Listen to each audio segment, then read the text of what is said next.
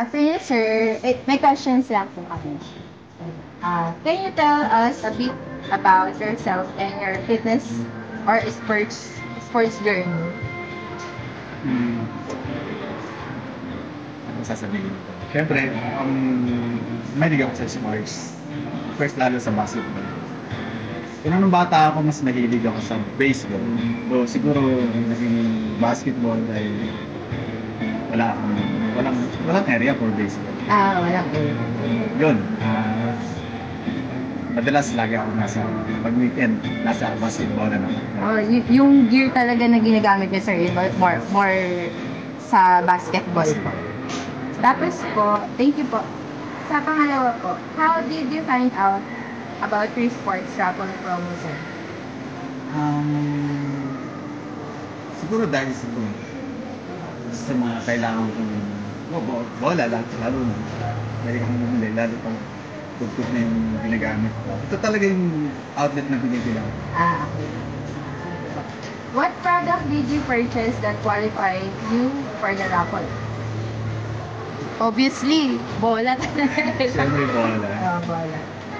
What was your reaction when you found out you won, sir? Sabi ko nga, first time kong manalo. Ngayon, nung may na-receive akong message kung may tender sa cellphone ko, hindi ako naniniwala. Pero nag-assume ako na totoo kasi wala siyang link. Most of the time sa scam kasi may mga link, so medyo nakakatakot. So this time, parang totoo kaya to. Kaya nag-reply ako. At least na... Yun yung first time na nag-reply ako sa message ng mga raffles na nanalo. Thank you for hopefully, hindi naging scam. Kaya nga, sir. Sorry. Why choose free sports, sir? Free sports, I don't know, siguro dahil mas malapit sa akin. Taga-taga lang din. Kaya every time na may kailangan ako, parang ito si SM Bikutan yung hinanap.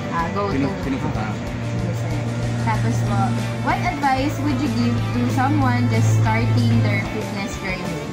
Or yung meron po siyang hobby na sabi nga ng players, go lang kung saan ka mag-e-exert ng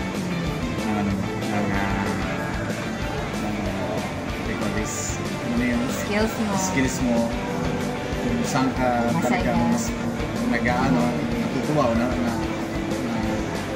bibigyan ng time yung yung mga ganon. Sige lang. Malay mo, sa paggagano mo, like sa badminton, sa basketball, mas maintindihan mo kung ano yung gusto mo. Thank you so much po, sir. Congratulations, Thank you so much, sir.